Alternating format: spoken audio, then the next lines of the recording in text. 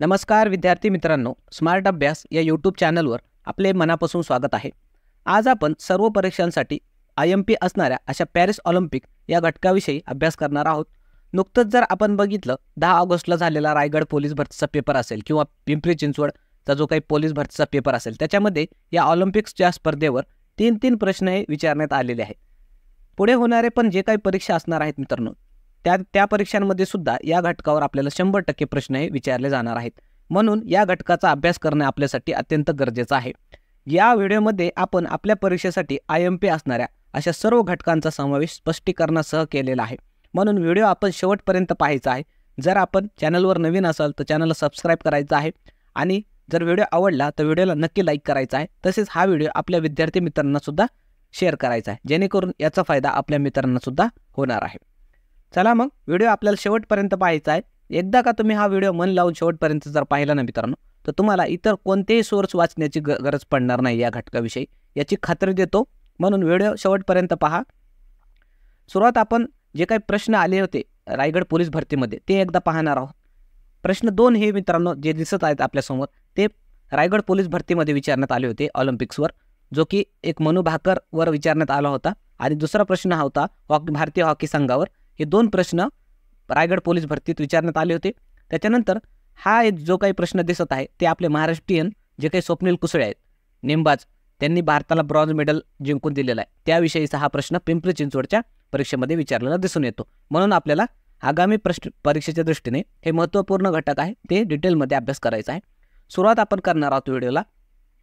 त्याच्या अगोदर जे काही पॅरिस ऑलिम्पिक आहे त्याविषयी थोडीशी माहिती बघायची आहे की टॉप 3 देश पदक जिंकणारे कोणते आहेत। जे काही पदक तालिका आहे त्याच्यामध्ये टॉपवर कोण राहिलेला आहे? अमेरिका हा देश, एकूण 126 पदक अमेरिकेने जिंकलेले आहेत। त्यानंतर होता दुसऱ्या क्रमांकावर चीन हा देश, त्याने एकूण 91 पदक जिंकलेले आहेत। तिसऱ्या क्रमांकावर होता मित्रांनो जपान हा देश, त्याने एकूण 45 पदक जिंकलेले आहेत। आणि भारताचा जर विचार केला तर भारताचा क्रमांक 71वा होता या पदक तालिकेमध्ये आणि भारताने एकूण 6 पदक जिंकलेले आहेत। हे आपल्याला लक्षात ठेवायचं आहे।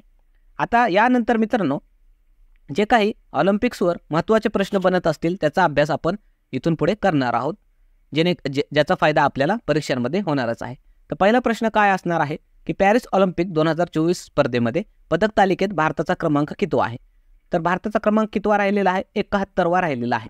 भारतानं एकूण 6 पदक जिंकलेले आहेत। त्याच्यामध्ये 5 हे ब्रॉन्झ पदक होते आणि 1 फक्त सिल्वर, एकही गोल्ड आपल्याला भारताला जिंकता आलेला नाही, हे पण आपल्याला लक्षात ठेवायचं आहे। त्याच्यानंतर पुढचा प्रश्न की पॅरिस ऑलिम्पिक 2024 या स्पर्धेत सर्वाधिक पदक कोणत्या देशाने जिंकले?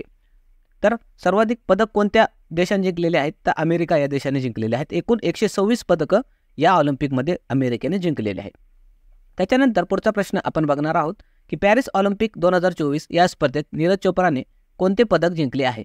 तर नीरज चोप्राने कोणते पदक जिंकले आहे? तर सिल्वर मेडल हे आपल्या भारतासाठी नीरज चोप्राने जिंकलेलं आहे। त्याने एकूण 89.45 मीटर भाला फेकून भारताला सिल्वर मेडल जिंकून दिलेला आहे। त्यासोबतच मित्रांनो त्याचा जो काही प्रतिस्पर्धी होता अर्शद नदीम, त्याने काय केलं की त्याच्याही पेक्षा जास्त म्हणजे 92.97 मीटर एवढा भाला फेकून पाकिस्तानला गोल्ड मेडल जिंकून दिलं आणि त्याने ऑलिम्पिकमध्ये वर्ल्ड रेकॉर्ड निर्माण केलेला आहे। मित्रांनो आतापर्यंत 92.97 मीटर एवढा भाला हा कोणी फेकलेला नाही, म्हणून त्याविषयी सुद्धा आपल्याला लक्षात ठेवणं गरजेचं आहे। त्यानंतर पुढचा प्रश्न असणार आहे की पॅरिस ऑलिम्पिक स्पर्धेत भारतीय पुरुष हॉकी संघाने कोणत्या संघाला हरवून ब्रॉन्झ पदक जिंकले आहे? तर भारतीय पुरुष हॉकी संघाने स्पेन जो देश आहे त्याला हरवून आपल्या भारताला ब्रॉन्झ मेडल जिंकून दिलेला आहे। आणि हे जे काही पुरुष हॉकी संघ आहे त्याचं हे सलग दुसरं ब्रॉन्झ मेडल आहे मित्रांनो। या अगोदर टोकियो ऑलिम्पिक जो झाला होता 2020 साली, त्यामध्ये सुद्धा भारतीय हॉकी संघाने ब्रॉन्झ मेडल जिंकला होता आणि आता पॅरिस ऑलिम्पिकमध्ये सुद्धा परत एकदा ब्रॉन्झ मेडल जिंकलेला आहे। आणि भारतीय हॉकी संघाचा जो काही कर्णधार कोण आहे असं जर विचारलं तर ते हरमनप्रीत सिंग असं त्याचं नाव आहे। पुढचा प्रश्न असणार आहे की पॅरिस ऑलिम्पिक या स्पर्धेमध्ये कोणत्या भारतीय कुस्तीपटूने 57 किलो वजनी गटात ब्रॉन्झ पदक जिंकले? तर त्याचं नाव काय असेल मित्रांनो? अमन सेहरावत या कुस्तीपटूने 57 किलो वजनी गटात आपल्या भारताला ब्रॉन्झ पदक जिंकून दिलेलं आहे। आणि हा हरियाणाचा खेळाडू आहे आणि अवघ्या 21 वर्षाचा आहे। आणि त्याचं हे जे काही ऑलिम्पिक स्पर्धा आहे मित्रांनो पहिल्यांदाच त्याने सहभाग घेतला होता आणि पहिल्याच अटेम्प्टमध्ये त्याने भारताला ब्रॉन्झ मेडल कुस्तीमध्ये मिळवून दिलेलं आहे, हे पण आपण लक्षात ठेवायचं आहे। तत्पूर्वी आपल्याला व्हिडिओ कसा वाटत आहे कमेंटमध्ये सांगा आणि जर व्हिडिओ आवडला तर नक्की लाईक करा मित्रांनो. तसेच आपल्या मित्रांना सुद्धा ग्रुपमध्ये सुद्धा हा व्हिडिओ शेअर करा, त्यामुळे त्यांना सुद्धा याचा फायदा होईल. चला मग पुढचा प्रश्न आपण बघणार आहोत. कोणत्या भारतीय कुस्तीपटूला पॅरिस ऑलिम्पिक स्पर्धेच्या अंतिम सामन्यामधून बाद घोषित करण्यात आले? तर उत्तर असेल विनेश फोगट. हे जे काही महिला कुस्तीपटू आहे तिला अंतिम फायनल सामन्यामधून बाद ठरवण्यात आलं मित्रांनो. कारण काय होतं, ही जी काही विनेश फोगट आहे ती 50 किलो वजनी गटामध्ये खेळत होती, पण जे काही अंतिम सामना होता त्याच्या अगोदर त्याचं वजन हे 50 किलोपेक्षा फक्त 100 ग्राम जास्त दिसून आल्यामुळे त्याला त्या ऑलिम्पिकच्या अंतिम सामन्यापासून बाद ठरवण्यात आलं. आणि ऑलिम्पिक स्पर्धेच्या अंतिम सामन्यापर्यंत जाणारी ही पहिली भारतीय महिला कुस्तीपटू आहे मित्रांनो, किंवा पहिली भारतीय कुस्तीपटू आहे असं आपण म्हणू शकतो.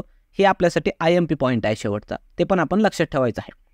सर्वात कमी वयामध्ये ऑलिम्पिक पदक जिंकणारा पहिला भारतीय खेळाडू कोण ठरला आहे? तर त्याचं नाव असेल अमन सेहरावत मित्रांनो. याने भारतासाठी सर्वात कमी वयामध्ये मेडल आणून दिलेलं आहे. फक्त 21 वर्ष आणि 24 दिवस एवढं त्याचं वय आहे. या अगोदर हा रेकॉर्ड PV सिंधू या खेळाडूच्या नावावर होता, जे की एक बॅडमिंटनपटू आहे. त्याचं वय त्यावेळेस 21 वर्ष आणि 44 दिवस एवढा होता. आता तो रेकॉर्ड तोडून अमन सेहरावत याने हा रेकॉर्ड नवीन क्रिएट केलेला आहे. हे पण आपण लक्षात ठेवायचं आहे.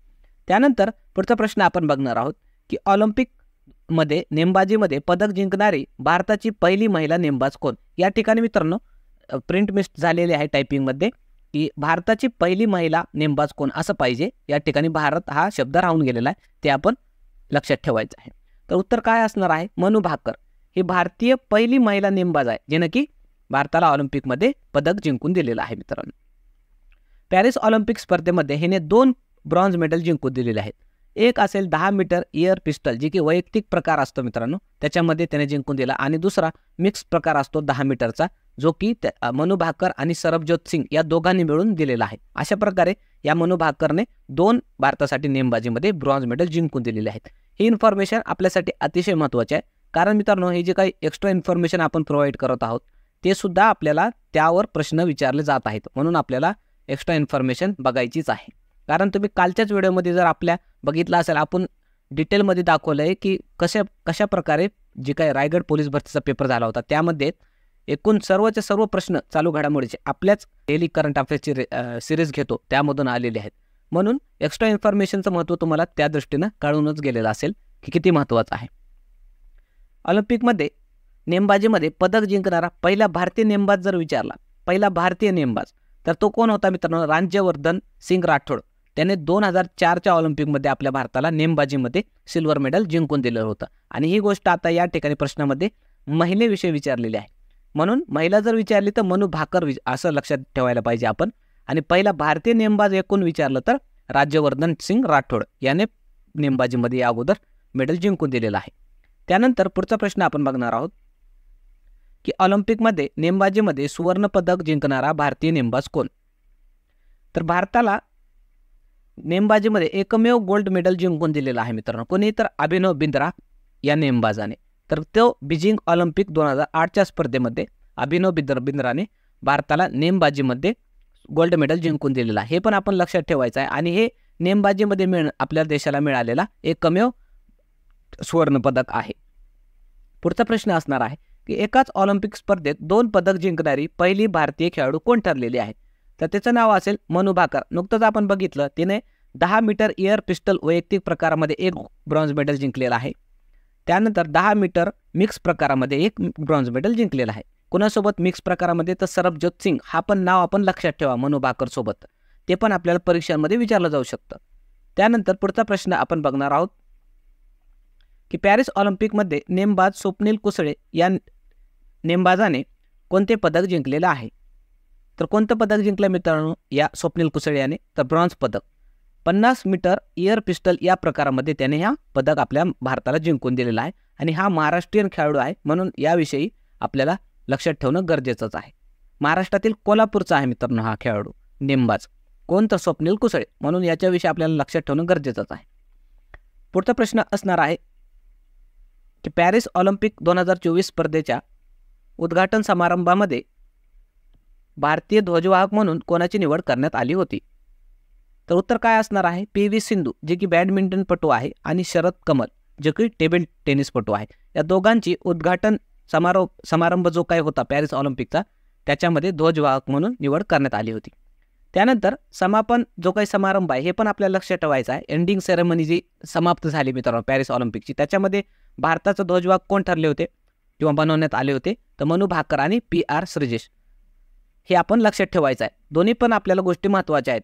ओपनिंग सेरेमनीमध्ये भारताचे ध्वजवाहक कोण होते असं पण विचारलं जाऊ शकतं, किंवा मग जो काही समापन समारंभ ज्यावेळेस पॅरिस ऑलिम्पिक स्पर्धा संपली त्यावेळेस भारतीय ध्वजवाहक कोण होते असं पण विचारलं जाऊ शकतं. म्हणून दोन्ही गोष्टी आपण या ठिकाणी दिलेल्या आहेत, त्या दोन्ही गोष्टी आपण लक्षात ठेवायच्या आहेत. त्यानंतर पुढचा प्रश्न आपण बघणार आहोत की पॅरिस ऑलिम्पिक 2024 स्पर्धेच्या पुरुष टेनिस एकेरीमध्ये गोल्ड मेडल कोणी जिंकले? तर उत्तर असेल नोवाक जोकोविच याने पुरुष टेनिस एकेरीमध्ये गोल्ड मेडल जिंकलेला आहे. आणि हा सर्बियाचा टेनिसपटू आहे मित्रांनो. याने फायनलमध्ये कार्ल अल्कराज जो आहे त्याचा पराभव केलेला आहे.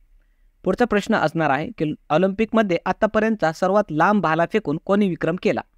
तर उत्तर असणार आहे अरशद नदीम. हा भालाफेकपटू आहे पाकिस्तानचा आणि त्याने 92.97 एवढं लांब भाला फेकून गोल्ड मेडल पाकिस्तानला जिंकून दिलेलं आहे. ते आपण त्यासाठी लक्षात ठेवायचं आहे. आणि याने वर्ल्ड रेकॉर्ड केलेला आहे मित्रांनो त्या ऑलिम्पिक स्पर्धेमध्ये एवढा लांब पटून भाला फेकून. म्हणून आपल्याला हे लक्षात ठेवणं तेवढंच महत्त्वाचं आहे. पुढचा प्रश्न आपण बघणार आहोत की 2024 वर्षाच्या ऑलिम्पिक स्पर्धेचे आयोजन कोणत्या देशात करण्यात आले होते? तर उत्तर असणार आहे मित्रांनो फ्रान्स या देशामध्ये यावर्षीचं ऑलिम्पिक स्पर्धा जी काय आहे त्याचं आयोजन करण्यात आलं होतं. फ्रान्सची राजधानी आहे पॅरिस, हे आपण लक्षात ठेवायचं आहे. आणि ही जी काही ऑलिम्पिक स्पर्धा आहे त्याचा कालावधी काय होता? 26 जुलै ते 11 ऑगस्ट पर्यंत ही स्पर्धा चालली होती मित्रांनो. आणि बाजूला आपण लोगो पण बघू शकता पॅरिस ऑलिम्पिकचा, तो हा या वर्षीच्या पॅरिस ऑलिम्पिकचा लोगो होता. पुढचा प्रश्न आपण बघणार आहोत पॅरिस ऑलिम्पिक 2024 स्पर्धेत भारताच्या किती खेळाडूंनी सहभाग घेतला होता? तर उत्तर असणार आहे 117 खेळाडू एकूण भारताचे जे आहेत या पॅरिस ऑलिम्पिकमध्ये सहभागी झाले होते मित्रांनो. तर पुरुष किती होते? 70 खेळाडू होते, महिला एकूण 47.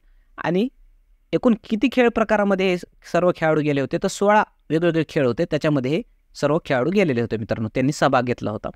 सर्वाधिक खेळाडू ॲथलेटिक्स जे काही प्रकार असतो त्याच्यामध्ये 29 खेळाडू सहभागी झाले होते, हे पण आपण लक्षात ठेवणं गरजेचं आहे. त्यानंतर पुढचा प्रश्न आपण बघणार आहोत की पॅरिस ऑलिम्पिक 2024 स्पर्धेत भाग घेणारी भारताची सर्वात तरुण खेळाडू कोण ठरली आहे? तर उत्तर असणार आहे धिनीदी देसिंधू. ही पॅरिस ऑलिम्पिक स्पर्धेत सर्वात तरुण खेळाडू ठरली होती मित्रांनो. अवघं वय 14 वर्ष आहे त्याचं आणि ती स्विमर होती, पण दुर्दैवानं त्याला काय मेडल जिंकता आलं नाही. म्हणून आपल्याला तरी पण ही सर्वात तरुण खेळाडू सहभागी होणारे आहे पॅरिस ऑलिम्पिकमध्ये, म्हणून आपल्याला ते गोष्ट लक्षात ठेवणं गरजेचं आहे. पुढचा प्रश्न असणार आहे की पॅरिस ऑलिम्पिक 2024 स्पर्धेत भारतीय संघाचे मुख्य स्पॉन्सर कोण होते? तर उत्तर असणार आहे अडानी ग्रुप, जी की प्रायव्हेट कंपनी आहे, तिनं भारतीय संघाचं मुख्य स्पॉन्सरशिप घेतलेलं होतं मित्रांनो. त्यानंतर पुढचा प्रश्न आपण बघणार आहोत की भारतीय ऑलिम्पिक संघाचे अध्यक्ष कोण आहेत? तर सध्याचे भारतीय ऑलिम्पिक संघाचे अध्यक्ष कोण आहेत? तर PT उषा. या पण माजी धावपटू आहेत मित्रांनो. त्यांनी 1984च्या ऑलिम्पिकमध्ये त्यांचं जो काही पदक मिळवण्याचं स्वप्न होतं ते थोडक्यात हुकलं होतं मित्रांनो, नाहीतर त्यांनी भारताला नक्कीच ब्रॉन्झ मेडल तरी आणून दिलंच असतं. त्यानंतर पुढचा प्रश्न असणार आहे की आंतरराष्ट्रीय ऑलिम्पिक दिवस कधी साजरा करण्यात येतो? तर उत्तर असेल 23 जून हा आंतरराष्ट्रीय ऑलिम्पिक दिवस म्हणून साजरा करण्यात येतो. धन्यवाद मित्रांनो, या ठिकाणी आपण थांबूया. आपण जेवढे काही प्रश्न आहेत ते सर्व कव्हर करण्याचा या व्हिडिओच्या माध्यमातून प्रयत्न केलेलाच आहे. आणि या व्हिडिओच्या नोट्स आपल्याला पाहिजे असतील तर आपल्या टेलिग्राम चॅनलवर तुम्ही जाऊ शकता स्मार्ट अभ्यास 555 वर, आणि त्या ठिकाणी जाऊन तुम्ही ते डाउनलोड करून स्वतः तुमच्या रिव्हिजनसाठी ठेवू शकता. त्याची लिंक आपण डिस्क्रिप्शन मध्ये सुद्धा व्हिडिओच्या दिलेली आहे, किंवा मग डायरेक्ट तुम्ही टेलिग्रामवर जाऊन स्मार्ट अभ्यास 555 जरी टाकलं तरी तुम्हाला त्या ठिकाणी चॅनलवर जाऊन तुम्ही ते डाउनलोड करू शकता PDF. चला मग थांबूया या ठिकाणी, पुन्हा भेटूया एका नवीन व्हिडिओसह.